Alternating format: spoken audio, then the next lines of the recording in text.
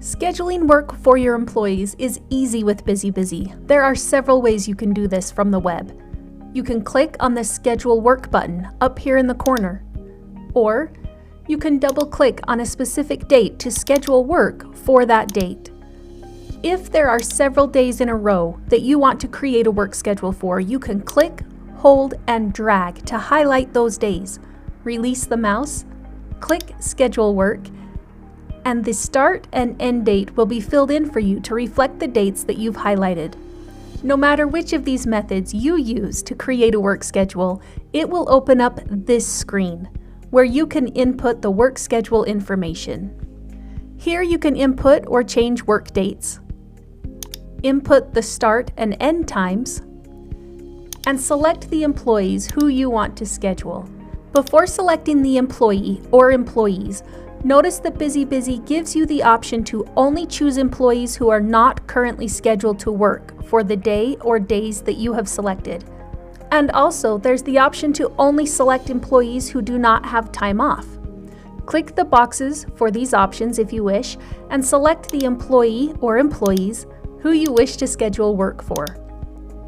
Assign a color to this work entry if you wish. Some users pick a color to designate projects or employee groups, but you can choose a color system that works best for you if you want. If your company has job costing enabled, BusyBusy gives you the option to assign job costing to this work entry. Choosing the project, cost code, and equipment here means that when an employee goes to clock in from their schedule, the job costing will already be pre-selected for them. There is also the option to include any instructions you wish the employees to know. You can include addresses, phone numbers, websites, or Google Docs here. These instructions and links will appear on the employee schedules. Choose to notify the employee that their schedule has been created or updated if you wish.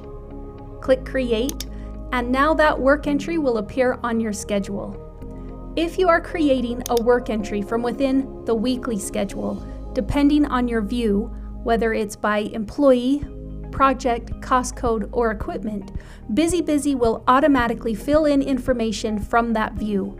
So for example, if I'm viewing the weekly schedule by employees and I create a work entry for Dwayne Bowman, it will automatically select Dwayne Bowman as the employee.